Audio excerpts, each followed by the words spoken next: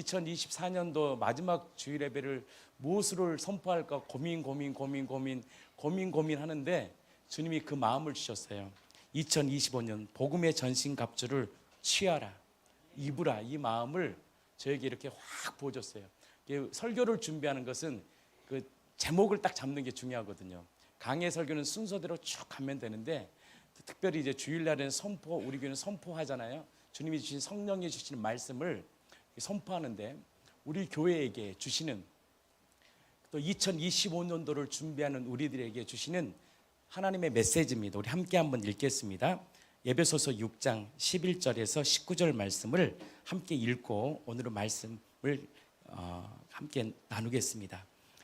우리 함께 읽겠습니다. 시작. 6장 11절 시작. 마귀의 관계를 능히 대적하기 함께 위하여 우리 아이들도 친구들도 함께 말씀을 읽겠습니다. 오늘은 우리 말씀 읽고 이 말씀이 다 끝나지 않으면 그 송구 영신예배까지 넘어가겠습니다. 말씀 읽겠습니다. 시작.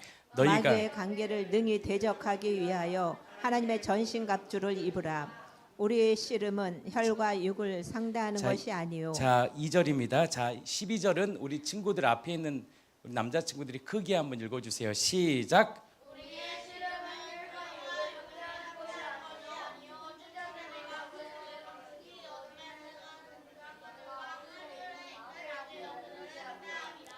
상대합니다. 자, 13절 같이 읽겠습니다. 시작. 그러므로 하나님의 전신갑주를 취하라. 이는 악한 날에 너희가 능히 대적하고 모든 일을 행한 후에 서기 위함이라. 14절 남자친구들 앞에 시작.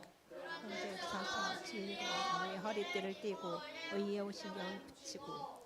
15절 함께 읽겠습니다. 시작. 평안의 복음이 준비하는 신을 신고.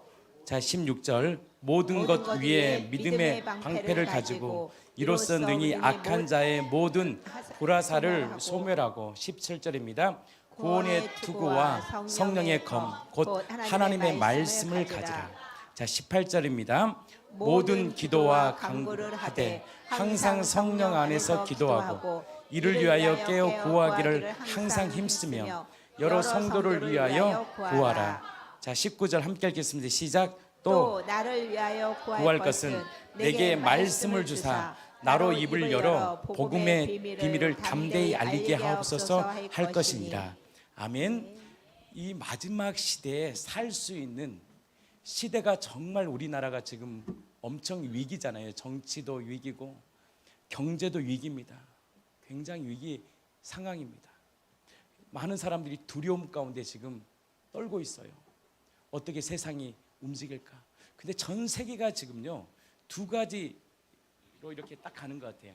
자유민주주의와 공사주의. 딱 이게 딱 보이는 거예요. 저도 이 국회의원들을 만나고 다는 많이 만나지는 않지만 이렇게 뵙고 저희 카페에서도 오시잖아요. 국회의원 요즘 TV에서 나오시잖아요. 유명하신 분 나오시고 이렇게 같이 교제하고 또 국회의원 가서 제가 말씀도 전하고 저를 또 좋아해요. 이분들이 좋아하고 하는데 제가 이렇게 대화를 나누면서 느꼈던 게 뭐냐면 이분들의 사상이 참 놀랍다는 생각이 들었어요. 놀랍더라고요. 우리 대한민국은 자유민주주의 사상이 입각해 있거든요. 근데 이분들은 친중을 너무 좋아하는 거예요. 그래서 이렇게 표현합니다. 저랑은 친하니까 이렇게 얘기합니다. 미국은 앞제비라고. 야, 이런 사상들을 받았구나. 저는 굉장히 개인적으로 친하게 지내지만 그런 사상은 참 위험하다라는 생각을 가졌습니다. 지금도 친하게 지냅니다. 전화도 하고 또 만나기도 하고 이렇게 하는데 사상 자체가 잘못되어 있구나. 우리는요 자유민주주의에 입각한 대한민국입니다. 어떤 사람들은 초대 대통령을 비난하는 사람도 있습니다. 물론 제가 전라도 사람이기 때문에 우리 전라도 사람들의 사상 자체가 좀 그런 게 있어요. 근데 제가 이렇게 역사를 연구하고 보면서 만약에 김구가 대통령이 되었다면 우리나라가 어떻게 되었을까? 민족주의잖아요. 근데 이승만 대통령이 미국에서 유학하잖아요. 미국을 본 거예요. 미국이 이렇게 발전할 수 있는가? 그들은요 자유민주주의 사상에 딱 입각합니다. 그러니까요 경제도 자유야. 그러니까요 자유롭게 활동해. 그러니까 물론 부정부패도 있고 사람은 개인 따라 문제가 있지만 이 법이라는 것이 굉장히 중요해요. 그리고 자유권을 보장하잖아요. 자유권을 보장합니다. 자기가 어떤 개발한 거에 대한 것들을 보장해줘요. 자유민주주의는. 근데 공산주의 그런 게 없어요. 그냥 다 베껴. 근데 우리 한국 사상에 이 친중을 너무 좋아하는구나. 물론 중국과 연합해서 일을 하는 건 중요합니다. 그러나 사상은요, 유물론에 쫓아가면 안 됩니다. 미국은요, 청교도에 입각한 기독교 사상입니다. 그래서요, 자유민주주의 사상과 공산주의와는 정말 다릅니다. 그래서 우리 공동체가 그 부분들을 명확하게 지키기를 축복합니다. 세상은요, 영적 전쟁입니다. 지금은 영적 전쟁입니다. 중간이 없어요. 어디에 딱 서야 돼요. 서지 않으면 해석도 없습니다. 딱 서야 돼요. 그리고 거기에 기도해야 돼요. 마찬가지입니다. 우리의 삶도 영적인 것도 마찬가지입니다. 중간 없습니다. 마귀 편에 서는가 예수님 하나님 편에 서느냐 딱 두 가지 기로밖에 없습니다. 또 오늘 사도 바울이 이렇게 표현합니다. 에베소 6장 12절을 통하여 왜 이 세상이 이렇게 혼란과 공허함 가운데 살지라고 고민하고 또 고통 가운데 있는 살아가는 우리들에게 정확히 말합니다. 6장 12절 말씀입니다. 우리 함께 읽겠습니다. 6장 12절. 우리의 씨름은 혈과 육을 상대하는 것이 아니에요. 우리가 왜 갈등하냐? 뭐 부모와의 갈등, 자녀와의 갈등, 뭐 삶의 갈등이 오잖아요. 근데 그냥 인간적인 뭐 나의 마음의 상태가 이래서 내가 살아오는 환경 때문에 그렇게 말하잖아요. 단순히 인간적인 갈등이 아니라 성경은 정확히 말합니다. 성경은 진리잖아요. 우리는 진리에 입각이잖아요. 아멘. 우리 기독교 사상은 진리 아래 입각합니다. 다른 거 없어요. 아무리 목사가 어떤 말을 한다고 해서 그 말이 맞는 건 아니에요. 성경의 말씀만이 진리입니다. 성경이 이렇게 말합니다. 우리 주님이 주신 말씀입니다. 사도 바울을 통하여 뭐라고 말씀합니까? 혈과 육을 상대하는 것이 아니다. 단순히 인간적인 갈등 아니다.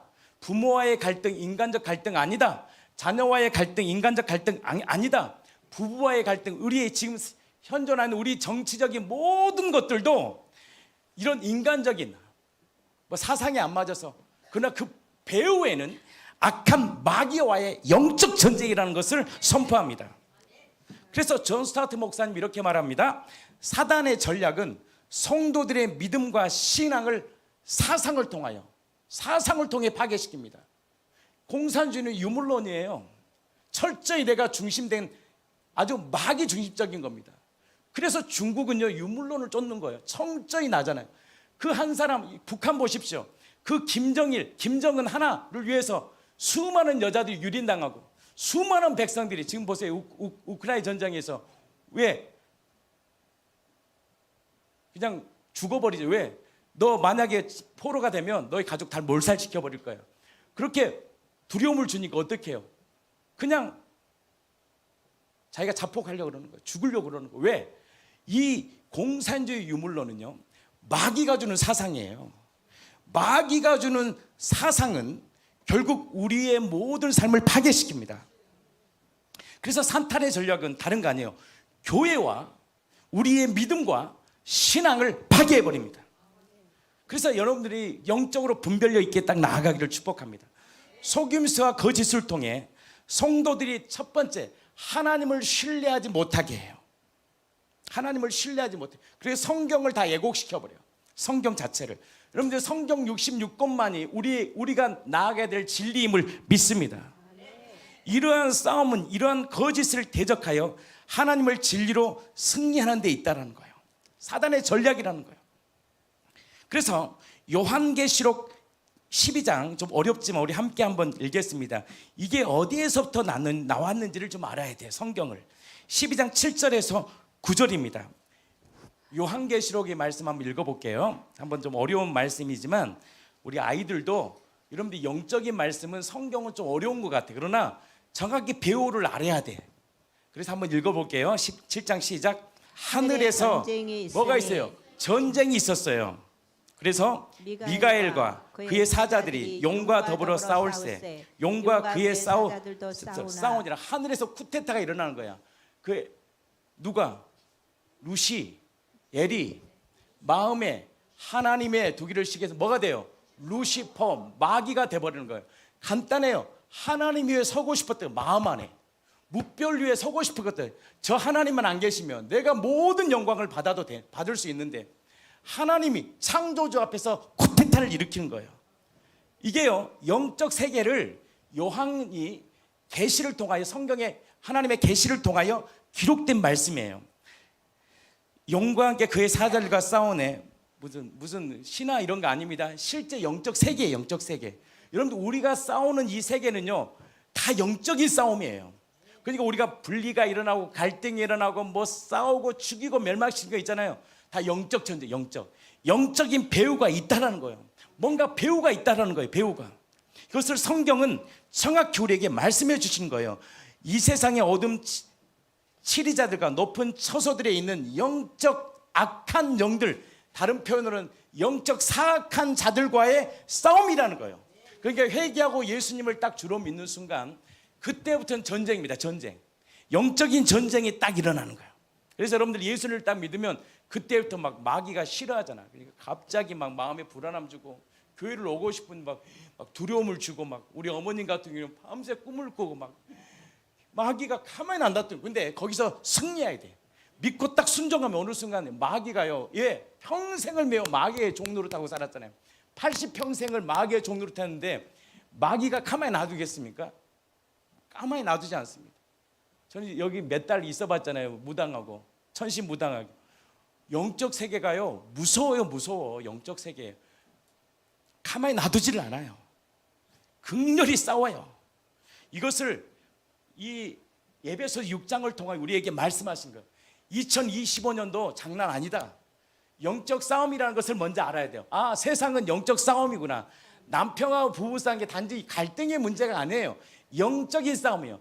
구원을 이루냐 안 이루냐는 영적인 싸움을 눈을 딱 뜨는 사람은요 구원을 이루어갑니다.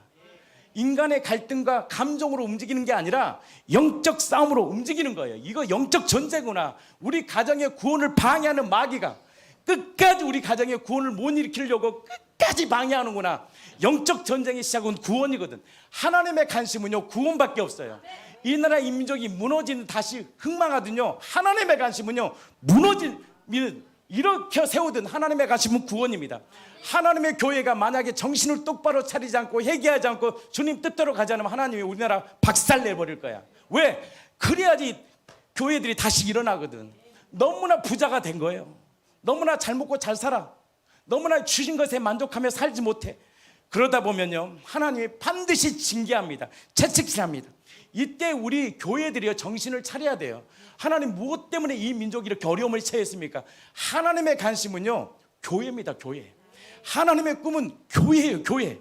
교회가 다시 복음 안에 일어서기를 축복하는 거예요. 영적 전쟁이에요. 지금은 영적 전쟁입니다. 그러나 이 영적 전쟁에 대한 키, 그게 요한계시록 12장에 나오잖아요. 자, 8절. 근데 그들이 이기지 못하고 하늘에서 그렇죠. 자기들의 처소를 더 이상 찾지 못해. 하늘에서는 갓대가 없어. 그래서 어디로 왔나?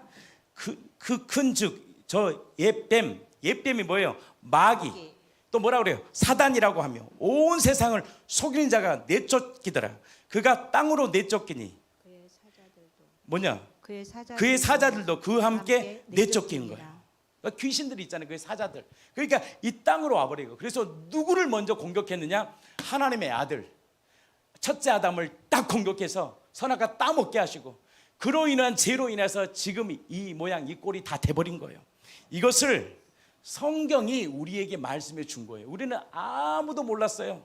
그냥 우연히 됐겠나. 팔자론이 살았던 우리들이 성경을 통하여 진리를 통해서 왜 우리가 이렇게 고통당하며, 그래서 부처가 인간의 고통, 그래서 108번의 수많은 번뇌를 어떻게 해결해야 되니 그러면서 자기 나름대로 구원을 제시했지만 그것도 구원이 될 수가 없어요. 이 죄의 문제는 자비를 행한다고 될 수가 없어요. 왜? 자비의 기준이 다 달라.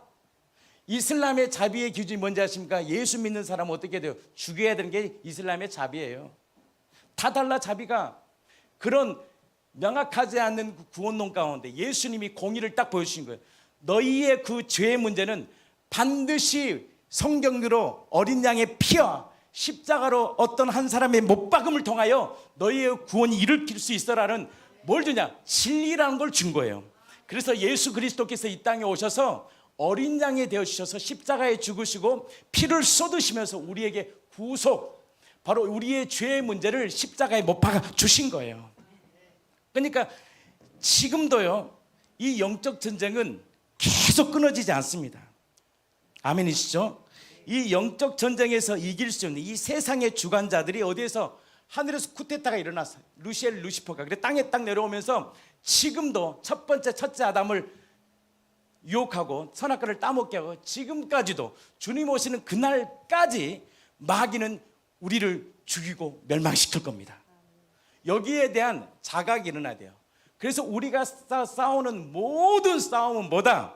영적 전쟁이다. 부부 싸움도 여러분들 갈등 때문에 싸우는 거 아니에요. 영적 전쟁입니다. 그 영적 전쟁 가운데 하나님의 관심은요, 구원이에요. 자녀의 관계도 마찬가지입니다. 결국 하나님은요, 부부가 행복하게 사는 거 그거 맞죠. 그러나 두 번째요, 그건 구원이에요. 때론 그래서 부부를 완전히 갈라놓기도 하고요, 때론 완전히 엉망으로 내 인생을 무너뜨리기도 합니다. 내 인생 예수만 나면 잘 될 것 같은데 안 그래요. 때로는 하나님께서 우리의 인생을 완전히 무참히 밟아버립니다. 무참히 밟아버리더라고요. 왜? 너 구원 나에게 있다. 철저히 우리의 자신을 아시는 분이 철저히 우리를 무너뜨려요. 결국 우리를 뭘로 이끄느냐? 구원의 길로 이끄시고 싶은 하나님의 사랑이라는 거예요. 그래서 마틴 로이드 존슨은 전신갑주를 취하는 것은 방어 정도가 아니다. 그것은 바로 복음을 전하고 증인의 삶을 살며 사단의 세력에서 적극적으로 나아가는 부장이다. 우리 한번 사진 보여주세요. 전신갑주가 무엇인지 한번 보겠습니다. 그래서 여러분들께서 2025년 전신갑주를 딱 입어야 돼요. 그리고 그것을 취해야 돼요. 믿음으로 취하기를 축복합니다. 이게 전신갑주입니다. 영적 전쟁은요, 슬리퍼 신어서는 되지도 않아요. 추리닝 입고 되지 않아요. 완전히 무장을 해야 돼. 그래서 하나님께서 처음에 예수를 만나고 나서 교회로 인도함을 받습니다. 그때부터 하나님께서 그를 훈련시킵니다. 그래서 1년, 2년, 3년, 어떤 사람은 10년, 20년을 철저히 사도 바울도 12년을 훈련시키잖아요. 훈련시켜서 뭘로 만드느냐? 복음의 증인으로 만들기를 원하는 거예요. 그러면 2025년도에 우리가요, 세상을 이기려면 첫 번째 6가지의 전신갑주가 있어요. 6가지. 그리고 마지막이 기도입니다. 말씀과 기도인데 이 첫 번째가 무엇이냐? 따라해 주세요. 진리의 허리띠. 진리의 허리띠. 바로 첫 번째 복음의 전신갑주. 우리 친구들 한번 크게 한번 읽어주세요. 시작. 뭐라고요? 진리의 허리띠. 한번 읽어보겠습니다. 진리의 허리띠 6장 14절 말씀 한번 읽겠습니다. 시작. 그런즉 서서 진리로 너의 허리띠를 띠고 의의 첫 번째 뭐냐? 2025년도에 우리가 영적으로 전쟁에 승리하려면 진리의 허리띠를 꽉 붙잡아야 돼요. 요한계시록 19장 13절을 한번 읽어보겠습니다. 요한계시록 19장 13절에 보면 이 땅에 사람으로 오신 예수가 누구인지를 딱 말씀합니다. 기독교의 진리가 뭐냐? 기독교의 출발이 뭐냐? 이게 이제 지금 세계 언어로 이제 20개 언어로 지금 준비하고 있는데요. 딱 시작이에요. 제가 이걸로 시작한 거잖아요. 예수는 하나님이부터 시작하는 거예요. 여러분들 기독교는요, 다른 걸로 출발하면 안 돼요. 예수는 하나님이에요. 보니까 옆에 또 신천지가 있네. 신천지는 이단이 아니고요, 사이비 종교입니다. 그 이만희가요, 자신이 이 마지막 시대의 계시 시대의 구원자라는 거예요. 안 돼요. 오직 구원자는 예수밖에 아닙니다. 아무리 기적과 이적을 일으켜도요, 그 사람은 구원자가 아니에요. 요한계시록 제가 계속 설명할 텐데, 어떤 자만이 구원자냐? 성경대로 죽어야 돼요. 성경대로 부활하셔야 돼요. 그분만이 우리의 주인이시고 우리의 구원자십니다.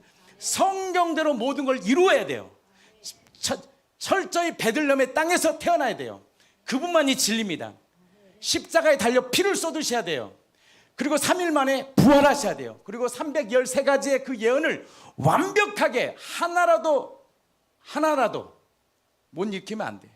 그리고 29세에 활동을 하는데, 구원자는 몇 세 때 활동이냐? 정확히 30살 때 할 수 있는. 이 모든 것이 명확하게 되어주신 그분만이 구원자입니다. 이단에 빠지면 안 돼요. 신천지에 빠지면 안 돼요. 여러분들 인생이 개박살 나는 거예요. 오직 예수님 한 분만이 우리 가정의 주인 되기를 축복합니다. 그래서 기독교의 출발은 뭐냐? 예수가 하나님이라는 거예요. 이게요 믿음의 선포대를 치면 여러분들의 가정의 주인이 누구십니까? 예수님이시고 예수만이 창조주다라는 거예요. 한번 보겠습니다. 요한계시록 19장 13절 말씀 한번 읽겠습니다. 또 그가 핏뿌린 옷을 입었는데 그 이름은 하나님의 말씀이라 칭하더라. 자, 이 말씀이 뭐냐? 예수님이 다시 재림하실 때 어느 모습을 딱 표현한 거예요. 예수님은 피로 물든 옷을 입고 오시는데 이것은 뭐 어떤 의미냐?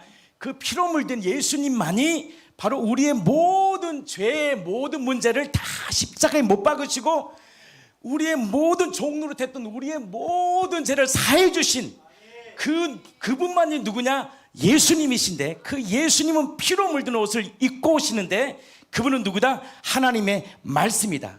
이 말이 뭐냐? 예수님이 하나님의 말씀이라는 것은 뭐냐? 가장 완벽하게 눈에 보이지 않는 하나님을 완벽하게 구현하시고 설명해 주신 분이 누구냐? 예수라는 뜻이에요. 그 예수님이 바로 성부 하나님이 자신의 인간을 향한 마음과 사랑을 완벽하게 구현해 주심. 나 너 사랑한다. 상호야, 난 너를 정말 사랑해. 상호야, 나는 너가 게임하는 것보다 예수님 사랑할 때 나는 너 그때가 행복했어 라고 말씀하신 그분. 의영아, 나는 너의 어릴 때의 모습을 다 알고 있다. 하지만 네가 이렇게 자라나서 의젓하게 앉아서 아이들 눈썰매에서 아이들 사랑에 태워주고 애들 태워주고 의젓한 교회 오빠가 된 거 내가 알아. 내가 다 알고 있어. 고맙다. 마음들, 의영이의 마음들, 우리 상우의 마음들, 우리의 모든 마음, 승환아 내가 알아. 그 상은이 너가 잘 챙겨주는 거 내가 다 알고 있어. 그 마음들, 그 모든 이 마음, 하나님이 눈에 보이지 않는 하나님을 완벽하게 보여주신 분이 누구냐? 예수님. 예수님만이요 완벽한 하나님이 누구인가를 완벽히 보여주신 분이 누구냐? 예수인데 그분이 누구냐? 그 이름은 하나님의 말씀이다. 따라해주세요. 예수님은 하나님. 예수님은 하나님. 그래서 존 칼빈이 이렇게 말합니다. 진리에 대해서 이렇게 말합니다. 우리의 모든 행동과 사고를 고정시키는 기준이 뭐냐? 진리예요. 우리의 사고들이 있거든요. 세상을 바라보는 사고, 여러분들 나라를 바라보는 사고 있잖아요. 다 달라요. 우리 교회도 다 다를 거예요. 아마 궁금할 거예요. 나는 어디 편에 섰는지 궁금하신 분 있을 거예요. 다 사고 다 달라요. 그런데 기준이 있어요. 기준. 이게 진리입니다. 교회는요 진리에 따라 딱 가야 돼요. 진리는 뭐냐? 이겁니다. 예수님만이 하나님이시고 예수님만이 창조주이시고 예수님만이 우리 가정의 주인이시다. 왜 그러냐? 이것이 선포되고 이것이 인정되면 하나님께서 우리 가정과 이 민족을요 가장 선하신 길로 인도하십니다. 저는요 우리 한국사를 공부하면서 야 우리나라가요 공산주의에 충분히, 그 당시 미국도 마찬가지였어요. 공산주의가 뭔지를 몰랐어요. 그러니까 가난한 소장민들은 같이 잘 먹고 잘 산다 그러니까 거기에 거의 전 세계 70%가 다 그냥 공산주의에 다 물들였어요. 미국도 공산주의가 얼마나 무서운지 몰랐어요. 근데 이승만 대통령이 얼마나 공산주의가 무서운지를 안 거예요. 그래서 공산주의를 첫 깨버린 거예요. 왜? 공산주의 영은요 마귀의 영입니다. 지금도 공산주의 영이 있어요. 공산주의 영은요 하나님을 대적한 영이에요. 진리 안에 딱 있으면, 복음 안에 있으면 여러분들이 딱 분리해야 돼. 이렇게 딱 분별해야 되는데 여러분들요 이 나라 인민족의 하나님의 관심은 교회라는 걸 아시기 바랍니다. 하나님의 꿈은 교회, 교회가 바로 서지 않죠. 하나님이 누구를 통해서든 한 명을 세울 겁니다. 누구를 세울 거야. 그분을 통해서 완전히 두드러 깨 부셔버릴 거예요. 우리가 이번에 3년 동안 뭐 있었습니까? 뭐 있었어요? 전염병 때문에 교회가 문을 닫아버렸어. 코로나 때문에. 그죠? 근데 이번에 나왔대요. 그게 정확히 FBI에서 그거 중국에서 퍼뜨린 거라고. 그거 숨겨놨다는 거예요. 그거 다 이번에 나온 거 아니에요? 이제 이거 다 터트려내볼 거예요. 우리가 보여지는 거하고 보이지 않은 건 너무나 큰 겁니다. 그게 다 연결됐거든요. 전 세계가 지금요 우크라이나 전쟁부터 러시아 전쟁, 지금 이란, 지금 이슬람이 무너지고 있습니다. 이게 놀라운 거예요. 하나님이요 마지막 시대를 움직입니다. 이때 교회들이 정신을 반짝 차리고 기도와 말씀으로 딱 무장하면 마지막 우리 교회를 통해서 이 마지막 전천지구 선교지를 만들어서 열방에 하나님의 복음이 증거되기를 원하시는 거예요. 하나님의 정치 사상 것도 아니고, 두 번째 문제야, 하나님의 꿈은 열방이 주께 돌아오기로 하는 거야. 사도들은 그런데 관심하고 오직 복음만을 전해요. 교회가 거룩해지니까 나라가 거룩해져. 교회가 썩어져 버리면 나라도 썩어져 버리는 거예요. 하나님의 관심은 교회입니다. 교회가 다시 나는 복음의 능력으로 다시 일어서기를 축복합니다. 우리 믿음의 성도들이 다시 복음의 능력으로 일어나기를 예수 그리스도 이름으로 진심으로 축복합니다. 세상은 영적 전쟁입니다. 영적 전쟁. 그래서 마귀가 계속 미혹합니다. 자, 요한계시록 13장 14절 한번 보겠습니다. 마지막 시대에 보면 영적 전쟁이라고 그랬잖아요. 한번 읽겠습니다. 사단의 거짓말, 성도들로 막 우리를 미혹하는데요. 자, 읽겠습니다. 시작. 짐승은 뭐냐? 악의 세력이에요. 하나님을 대적하는 자들, 하나님의 진리를 대적하는 자들. 교회에도 있어요. 교회에도 악의 세력을 따르는 자들이 기적을 이용해 사람들을 속입니다. 한번 읽어보겠습니다. 짐승 앞에서 받은 바 이적을 행함으로 땅에 거하는 자들을 미혹하며 땅에 거하는 자들에게 이르기를 칼에 상하였다가 살아난 짐승을 위하여 우상을 만들라 하더라. 그러니까 이 짐승은 뭐를 얘기하냐? 악의 세력을 얘기합니다. 하나님을 대적, 진리를 대적하는 것. 예수가 하나님을 대적하는 것도 악이에요. 그러니까 여러분들 신천지도 악이에요. 기적을 이용해 사람들을 속이고 그 사람들에게 짐승을 숭배하는 우상을 만들게 합니다. 여러분들, 사람이 우상화되면 안 돼요. 뭐 정치 집단도 보니까 사람이 우상화시켜. 그거 하나님이 싫어합니다. 하나님은요, 오직 예수 그리스도만이 높임을 받기를 원합니다. 정말 이 마지막 시대에 저 그리스도가 날 텐데 여러분들 정확히 분별해야 합니다. 오직 그리스도는 예수님 한 분입니다. 여러분들 예수님을 높이십시오. 아무리 목사가 기적을 행하고 이적을 행할지라도, 말씀을 탁월하게 전할지라도 목사는 신이 될 수가 없어요. 누구만이 영광을 받아야 되느냐? 예수 그리스도만이 이 교회의 영광을 받으실 왕이십니다. 절대 사람을 높이면 안 돼요. 절대 인간의 이름을 높이면 안 돼요. 오직 누구만이 높임을 받아야 되냐? 예수 그리스도만이 높임을 받아야 됩니다. 마지막이 되니까 이제 그런 적그리스도가 나올 거예요. 내가 신이 될 것이야. 내가 세상을 정복하고 다스리는 신이 온다는. 세상을 정복하고 다스리는 분은 딱 한 분입니다. 예수님이시고, 예수님을 통해 성령 하나님이 세상을 움직이시고 다스립니다. 이 세상에 이 하나님을 거스르는 이 악한 세력에 성도들이 가져야 될 게 뭐냐면 진리의 허리띠를 꽉 붙잡아야 돼. 이 어려운 이 시대에, 정말 앞으로 어렵다고 하는 시대에 나는 저와 여러분들이 진리를 꽉 붙이기를 축복합니다. 오직 부활하신 예수만이 우리 가정의 주인이시다. 그래서 딱 복음의 전신갑주 첫 번째 뭘 하라는 거예요? 따라하세요. 진리의 허리띠. 푸른 마르고 꽃은 시들어도 주의 말씀은 영원합니다. 주님께서 우리 공동체에 약속하셨어요. 시편 23편의 말씀, 피로 약속하신 말씀. 사망의 음침한 골짜기를 다닐지라도 해를 두려워하지 않아. 왜냐하면 너를 위하여 죽으시고 부활하신 예수님께서 너의 인생을 인도할 거야. 이 약속의 소망의 말씀을 붙들고 살기를 축복합니다. 두 번째입니다. 따라해주세요. 의의 호심경. 6장 14절입니다. 함께 읽겠습니다. 그런즉 서서 진리로 너희 허리띠를 띠고 의의 호심경을 붙이고. 다시 한번 시작. 그런즉 서서 진리로 너희 허리띠를 띠고 의의 호심경을 붙이고. 흉배라는 것은 고대 전쟁에서, 흉배 좀 보여주세요. 중요한 역할을 해요. 뭐예요? 갑옷 같은 거요. 그래서 가슴을 보호하는 장비입니다. 장기를 보호하는 장비입니다. 그래서 화살이 이렇게 가슴을 쏘면 어떻게 돼요? 화살이 들어가면 어떻게 해요? 죽지요. 가슴을 맞으면 아플 정도가 아니고 뭐예요? 죽어. 그래서 장기들을 다 파괴시켜요. 그래서 의의 흉배, 그래서 성경은 의의 흉배, 호심경을 다 붙잡고 살아는 거예요.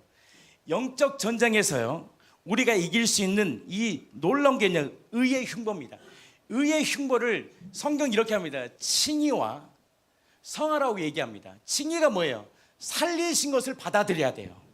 칭의는요, 다른 게 아니에요. 예수님이 죽으시고 살아나신 것을 늘 받아놔야 돼요. 왜? 마귀는 지금도 우리의 불화살을 쏴가지고 어떻게 해요? 우리의 마음과 우리의 모든 생각과 감정을요 계속 컨트롤하는 거예요. 마귀는 끊임없이 우리를 컨트롤합니다. 마귀는 우리를 계속 싸대요. 우리의 감정과 우리의 마음을 어떻게 합니까? 무너뜨려요. 근데 이 의의 흉배가 뭐냐? 칭의를 붙잡아야 돼요. 칭의가 뭐라고요? 예수님이 죽은 자 가운데 살아나신 하나님이 우리의 주인이라는 사실을 꽉 붙잡아야 돼요. 그리고 성화는 뭐냐? 믿음을 가지고 혼의 구원을 이뤄야 돼요. 오늘도 믿음으로 순종해서 하나님의 성령이 인도하신 대로 살아가는 거예요. 의의 형벌을 입고 딱 살아갈 때 우리가 당당하게 살아가는 거예요. 어떤 환경이 와도 이길 수 있는 당당함입니다. 그래서 하나님이요 지켜주시는 거, 우리의 의의 흉배를 딱 붙들기를 축복합니다. 칭의와 뭐라고요? 또 한 가지 성화예요. 혼의 구원을 이루어가야 돼. 그래서 혼의 구원은 뭘로 이루어가느냐? 하나님 팔복이라는 복을 주셨습니다. 그리고 율법을 주셨습니다.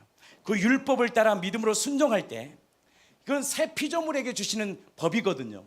그 부활하신 주님을 꽉 붙잡고 법을 따라 살아가는 거예요. 하나님의 말씀을 붙들고 살아갈 때 하나님께서요 당당함, 세상을 이길 수 있는 그 능력을 우리에게 보신다는 거예요. 난 우리 공동체가 그 의의 흉보를 입고 살아가는 삶이 되기를 예수님 이름으로 진심으로 축복합니다. 그래서 루터가 이렇게 말합니다. 칭의는 성도의 방패라는 거예요. 사단의 전쟁에 맞설 유일한 근거가 뭐냐? 예수님의 칭의예요. 칭의. 예수님이 죽은 자 가운데 살아나셨지. 그래서 사단은 끊임없이 우리를 정죄합니다. 너 2020년에 뭐 먹고 살래? 너 말레이시아 가서 뭐하고 살래? 걱정하며 염려합니다. 도대체 우리의 인생은 어떻게 될까? 마귀는 끊임없이 우리 가정과 자녀들을 보면 답이 없어요. 자녀를 보면 낙심을 주고 정죄감을 줍니다. 그때 여러분들 의의 흉배를 딱 갖춰야 돼요. 어떤 마음이든 칭의, 하나님이 십자가에 죽으시고 살아나심을 통하여 우리의 주와 그리스도가 되셨어. 누가 그리스도의 사랑의 소리를 끊을 수 있어? 마귀야, 넌 이미 끝났잖아. 넌 이미 마귀의 심판됐잖아. 그러면서 성령이 오셔서 뭘 심판합니까? 마귀에 대해서 심판해보자. 마귀는 뭐냐? 마귀, 세상 임금은 심판되었다라는 이 믿음을 갖는 것이 의의 흉배입니다. 2025년에 이 믿음 갖기를 축복합니다. 이 믿음 가져야 돼요. 이 믿음을 갖지 않으면 마귀는 호심탐탐 노립니다. 성도들 노립니다. 교회를 노립니다. 죽이고 멸망시킵니다. 나는 예수님이 죽으시고 부활하심을 통해 피로 값준 나는 하나님의 자녀야. 누가 우리를 그리스도의 사랑에서 끊을 수 있겠냐? 야 마귀야 꺼져라. 너랑 나랑 상관없다. 너는 이미 심판되었잖니. 그 믿음을 갖기를 축복합니다. 이게 2025년도 우리가 가져야 될 두 번째 메시지입니다. 첫 번째, 진리의 허리띠를 꽉 매야 돼. 예수만이 우리 가정의 구원입니다. 죽으시고 부활하신 예수만이 우리 가정을 인도하실 만왕의 왕이십니다. 그분이 우리를 가장 협력하여 선을 이루실 우리의 주인이십니다. 이 진리를 딱 붙잡기를 축복합니다. 피 뿌린 옷을 입은 하나님의 말씀, 그 예수님은 하나님이라는 사실을 뭘로 입증합니까? 부활이라는 이 놀라운 구속, 십자가에 죽으신가 이 부활이라는 이 사실을 꽉 붙들고 예수님 부활하셨지, 예수님 나를 위해 죽으셨지, 그 사실을 딱 붙들고 다시 일어서기를 축복합니다. 저는 간증했지만 제 동생이 그 아이가 죽었잖아요. 원유가 교통사고에 죽었단 말이에요. 얼마나 낙심됐겠어요. 진짜 죽을 정도로 낙심돼요. 자녀가 죽는다. 여러분들 인생에 제일 가장 힘든 게 보니까요, 성도들 보니까 딱 보니까 돈하고 자녀입니다. 돈의 문제가 걸리면요 사람 무너져 버립니다. 보니까 이 돈이요 엄청 무섭더라고. 돈이 우상이더라고. 돈 가져오는데 돈이 사라지면 벌벌 떨걸요. 여러분들 장부에 돈이 한 푼도 없으면 벌벌 떨 거예요. 하나님의 자녀들은 뭘 경험한지 아세요? 채우시는 하나님을 경험하면 돼요. 근데 그걸 믿음을 갖지 못하면요 벌벌 평생 물려 돈 때문에 돈 살 거예요. 또 한 가지가 뭐냐 보니까 자녀의 문제. 자녀 한번 잘못돼 버리면 난리가 나. 정신병이 돼 버려. 두 가지가 제일 무서운 거예요. 제일 무서운. 제가 제 동생에게 전화를 걸어서 그 말했어요. 이재희 목사, 예수님 부활하셨다. 할 말이 없어요. 다른 말은 해줄 게 하나도 없어. 위로도 안 돼.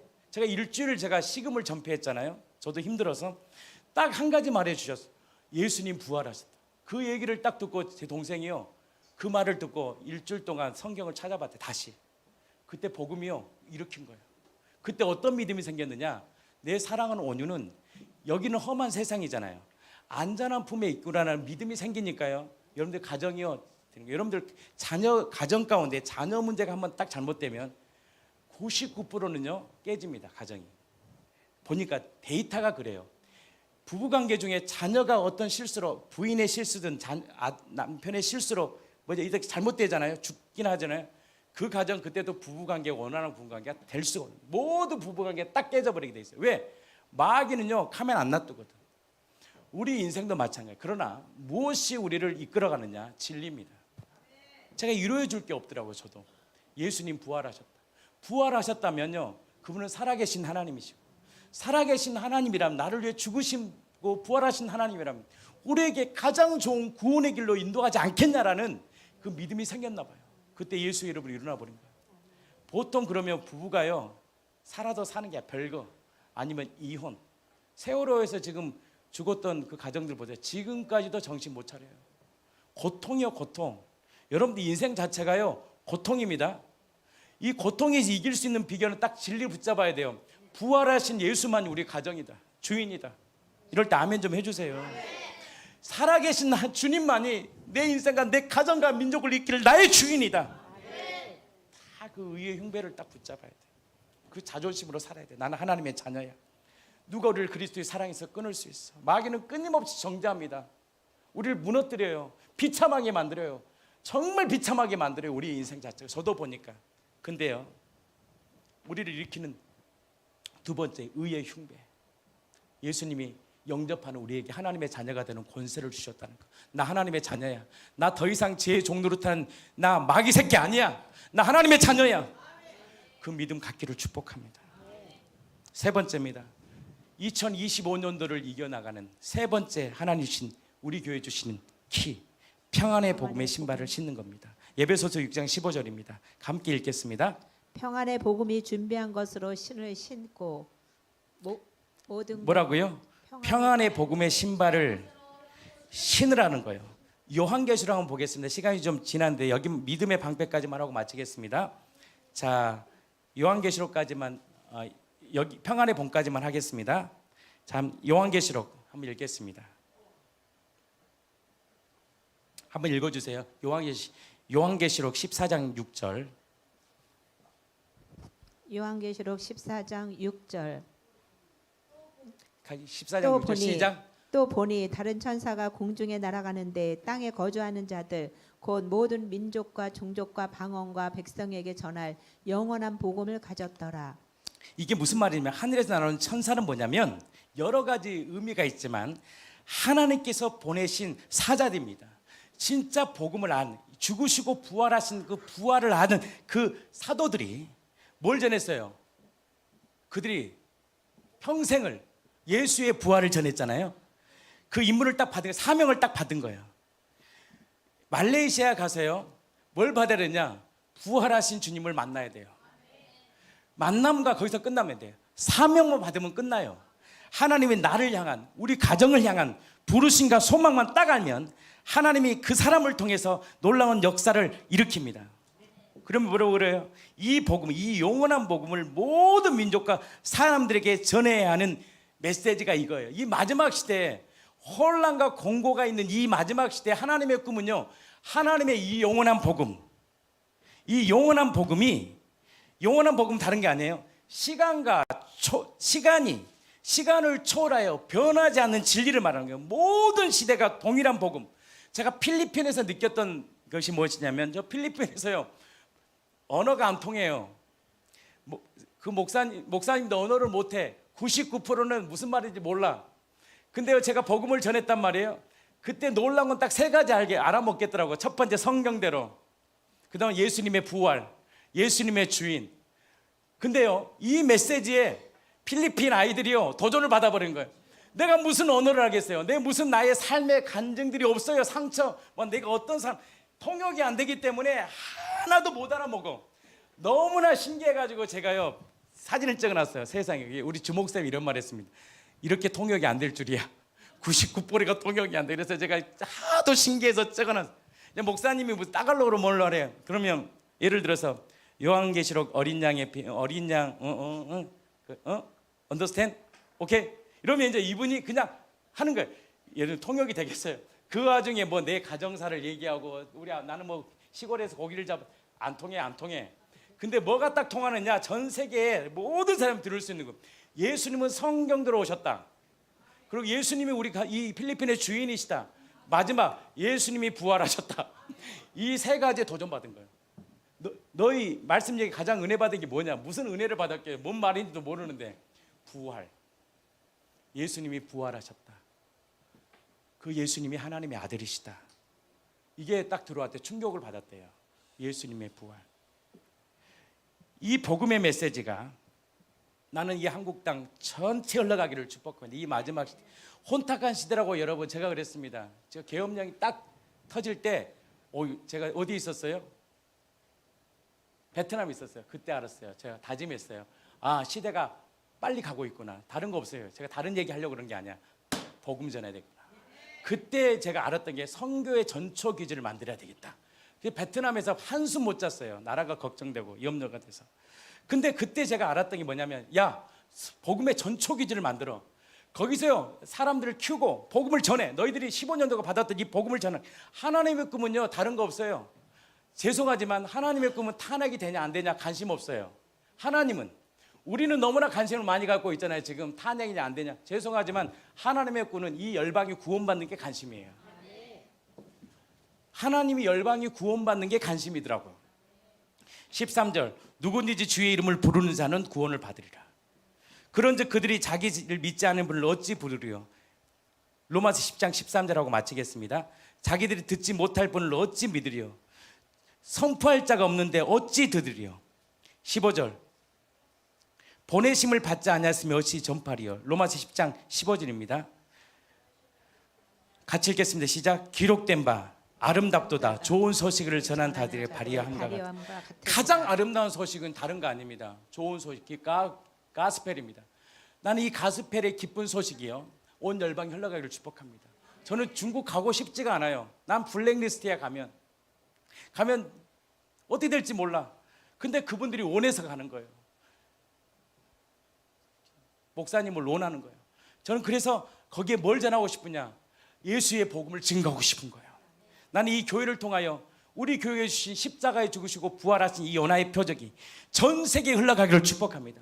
베트남 6월달에 들어갑니다. 말레이시아 우리가 가서 뭐 놀고만 없겠어요. 또 하나님이 그곳에서 이렇게 합니다. 캄보디아, 네팔 들어갑니다. 나는 전 세계 우리 교회들이 꿈을 꾸기를 축복합니다. 그냥 먹다가 죽는 인생이 아니라 전 열방 가운데 복음을 증가하고 나의 물질과 나의 은사와 나의 모든 것들이 주의 영광을 위해 쓰임받는 저와 여러분들의 삶이 되기를 축복합니다. 아름답도다 좋은 소식을 전한, 세상의 가장 아름다운 소식, 바로 예수님이 부활하신, 십자가에 죽으시고, 이게 영원한 복음이요. 동서 어디 고금, 어디 아프리카, 필리핀, 따갈로그로 해도 알아들을 수 있는, 뭐 비전을 선포한다. 세상도 다 비전 선포해요. 그것이 아닌 그들에게 영원한 복음, 바로 죽고 부활하신 예수가 우리의 구원자예요. 이 놀라운 복음들이 나는 이 교회를 통하여 마지막 시대에 증거돼요. 복음이 들어오면 가정은 살아나게 돼 있습니다. 복음이 들어오면 가정이 연합되게 돼 있어요. 복음이 들어오면 영적 전쟁에서 승리할 수밖에 없어요. 이 복음이신 예수님을 마음의 주인으로 모셔서 이 공동체가 영적 전쟁에서 승리하고 이 마지막 시대에 주님 오실 길을 예비하는 저와 여러분들의 삶이 되기를 예수 그리스도의 이름으로 진심으로 축복합니다. 하나님의 꿈은 구원입니다. 하나님의 꿈은 열방이 죽게 돌아오기를 원하는 것입니다. 나는 이 다음 세대 아이들이, 거기 좀 들어봐 의영아, 상호야, 난 너희들이, 승환이, 태환이, 상현이, 누구야, 주원이, 우리 친구들이 복음을 만나 그 복음을 전하는 하나님의 거룩한 선교사들로 살기를 원합니다. 의사, 선교사의 정치인이 되기를 원하고, 의사가 되기를 원하고, 또 바다에서 고기를 잡는 한이 있어도 그곳에서도 하나님의 생명을 전할 수 있는, 우리 아버지는 고기 잡는 어부였잖아요. 그곳에서 장로님으로 복음을 전하는 멋진 하나님의 사람이잖아요. 우리 모두가 각자의 주신 그 사명, 직업 안에서 정말 생명을 나타내고 증거하는, 나는 위대한 하나님의 종들로 살아가는 저와 여러분들의 삶이 되기를 예수 그리스도 이름으로 진심으로 축복합니다. 영적 전신갑주를 취하십시오. 아니요, 입으시고 취하십시오. 그래서 마지막 시대를 준비하고 주님 오실 길을 예비하는 거룩한 교회가 되기를 예수 그리스도 이름으로 진심으로 축복합니다.